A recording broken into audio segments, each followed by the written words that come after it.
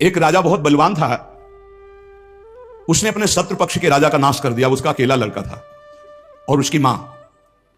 अब हर समय शत्रु पक्ष का राजा इस चाल में रहता था कि उस बालक को मार दें तो निष्कंटक अधिकार। और उसकी मां बड़ी भागवत थी, रात दिन भजन करती, भगवान से प्रार्थना करती कि भगवान मेरे बालक की रक्षा करना।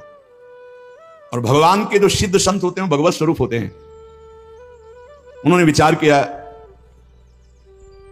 संत के हृदय में, एकदम भजन में बैठे थे उसी राज्य में, विचार एकदम आया कि अच्छा भगवान का आदेश है तो लीला करनी पड़ेगी।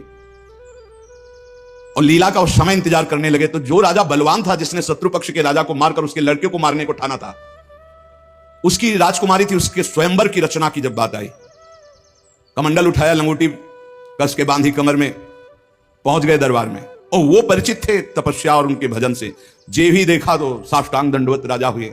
देखो, बाहरी आचरण से कैसे भी नहीं जाना जा सकता महात्मा के स्वरूप को, उनकी लीला को। राजा को मालूम था कि ये बड़े प्रसिद्ध और तपस्वी महात्मा हैं। राजा ने तत्काल अपनी कन्या को बुलाया, प्रणाम करवाओ, महाराज आए हैं।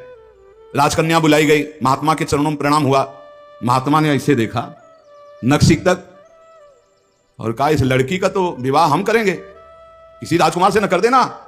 राजा तो एकदम होश उड़ गए। और बहुत वो प्रवीण भी थे, राजा बुद्धिमान थे। तो उनका, महाराज ब्याह तो आपसे ही कर देंगे, आप जैसा सुयोग्य वर कहां मिलेगा। 80 वर्ष की अवस्था, शरीर में झुर्रियां पड़ रही, दूल्हा की पोशाक मात्र में लंगोटी, धन संपत्ति मात्र में लौकी का कमंडल, आप जैसा दूल्हा कहां मिलेगा। कुछ शर्त हैं, उनका पालन कर दो। गए अपने तिजोरी से इतने बड़े बड़े मोती दो लाए। बोले ये हमारे पूर्वजों के द्वारा एकत्रित किए हुए 2 मोती हैं, 108 मोती ले आओ। पहली शर्त, राजकुमारी का ब्याह आपके साथ। देख रहे थे, हालत देख रहे थे। महात्मा ने कहा, हाँ हाँ 108 क्या होते, ले आएंगे। बोले मोती देख लो। बोले लाओ, जब साथ रहेंगे तो उसी नाप के ले आएंगे। राजा ने सोचा इनको, और बोले महाराज लगन के पहले, क्योंकि लगन निकल गई तो फिर बात कैसे बनेगी, तुम चिंता मत, तुम्हारे कुल की प्रथा पूरी करूंगा और कन्या से विवाह करूंगा। पर एक बात ध्यान रखना, अगर विलंब हो जाए तो किसी के साथ पाणी ग्रहण नहीं कर देना, नहीं तो जो आ गया। दूसरे से ब्याह की सोचना भी मत। अब राजा ने कहा जैसे आ गया। उन्होंने सोचा महात्मा मोती लेके जाएंगे, 2-4-6 दिन घूमेंगे, निराश होकर वापस आ जाएंगे। उनको क्या पता था कि जो भगवान के दास होते हैं बड़े जिद्दी स्वभाव के होते हैं।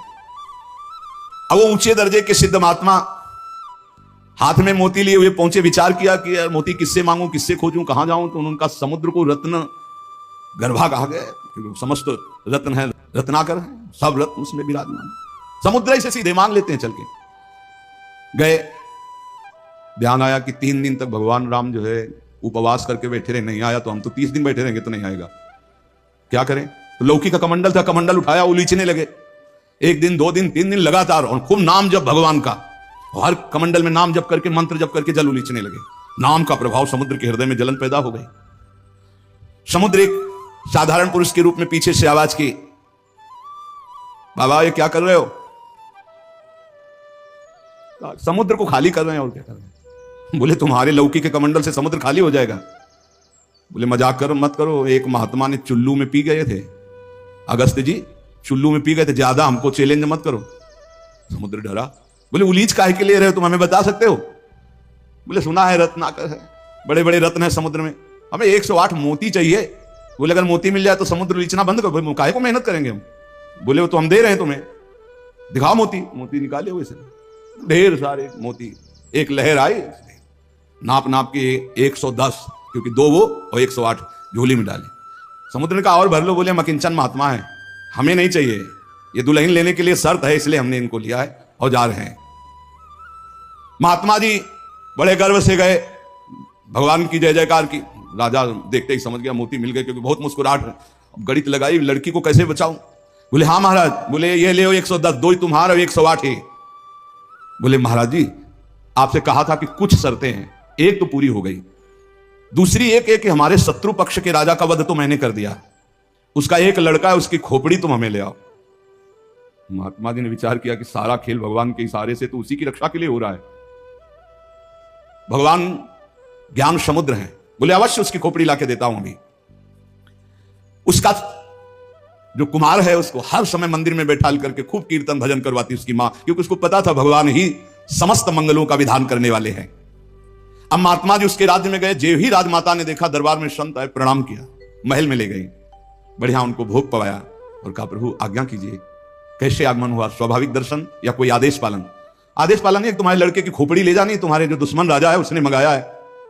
सहम गई। तो उनका महाराज मैं तो मां हूं, मैं तो काट नहीं सकती, आप साधु हो, आप काट के ले जाओ, ये लड़का मैंने आपको दिया।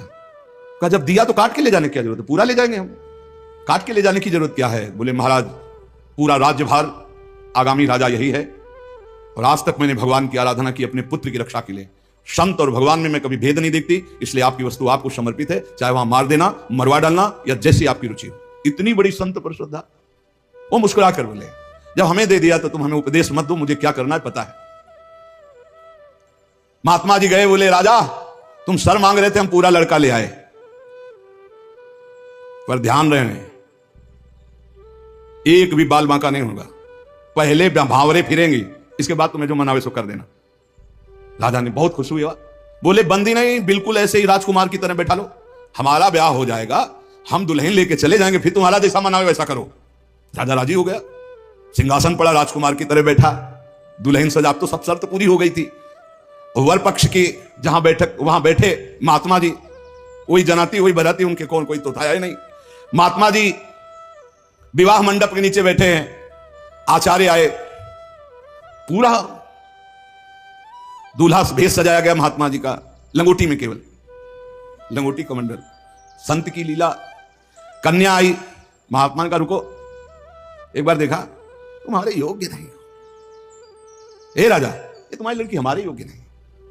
तो महाराज आप ही बोले थे, मतलब आप बेइज्जती तो मत करो, बिल्कुल भावरे पड़ने वाली। लड़के की तरफ देखा, हे यहां खड़े हो बगल में, ये योग्य है तुम्हारी लड़की की, एक चुप ब्याह कर इसके साथ। तुरंत अपने तपोबल से उस लड़के का ब्याह कराया। बोले सौभाग्य, जाओ। मां ने आराधना किस बात की थी कि दुश्मन राजा कहीं हमारे पुत्र को ना मार दे, और ये आदेश भगवान ने संत को दिया, तो इतनी बड़ी लीला संत ने रची। और उस राजा से कहा होश में तुम्हारी बेटी का सुहाग है, पूरी सुरक्षा उस राज्य की भी तुम्हें करनी, और अगर हमें सुनाई दिया किसी भी तरह का विरोध, महाराज कभी कभी भगवान की आज्ञा से संतजन कुछ ऐसी लीलाएं करते हैं जिन लीलाओं को बाहरी आचरणों से आप जान ही नहीं सकते कि मामला क्या है।